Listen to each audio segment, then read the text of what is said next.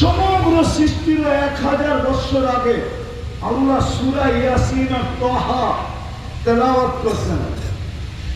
ইয়াসিনও আমাদের নবীজির নাম। তোমাকে আল্লাহ ডাকে জান্নাতের যুবক বানানোর জন্য, চাবি দেওয়ার জন্য। কিন্তু তুমি যৌবনের মতো রত্ন পাওয়া সত্ত্বেও তো আল্লাহ টাকা সত্য তুমি আসো না। 90 জন আসে, ওই জান্নাতের চাবি দিতেই বাঁচবে লাগাতে। এই মাদ্রাসার মক্তবে পড়ানো হয় মিফতাহুল জান্নাতি আস-সালাহ, জান্নাতের চাবি নামাজ। আস-সালাতু মিফতাহুল জান্নাহ, নামাজ জান্নাতের চাবি। আফসোস তো এখানে।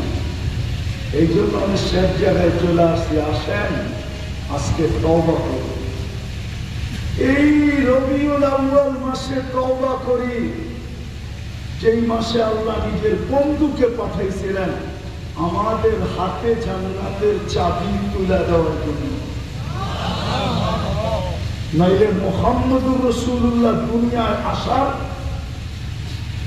দুনিয়ায় উনি কেন আসবেন? উনি তো সৃষ্টির সর্দার। মানেন না? মানেন না? সৃষ্টির সর্দার মানেন? হ্যাঁ, শুধু সৃষ্টির সর্দার না। আদম আলাইহিস সালাম আল্লাহকে জিজ্ঞাসা করছিলেন, আল্লাহ, ও আল্লাহ, এটা কে যার নামটা আপনার নামের সাথে মিলায় রাখছেন? আল্লাহ জিজ্ঞেস করছে, কোথায় দেখলাম? প্রথম তো আরশে দেখছি। তারপর যে ফেরেশতারা আমাকে নিয়ে যাওয়ার জন্য আসছিল জান্নাতে, প্রত্যেকের কপালের ভিতরে খচিত দেখছি।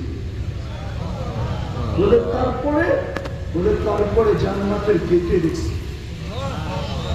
তারপরে এখন জান্নাতের যেই জিনিস হাতে নেই ওইখানেই দেখি এই কলেমা খচিত, লা ইলাহা ইল্লাল্লাহ।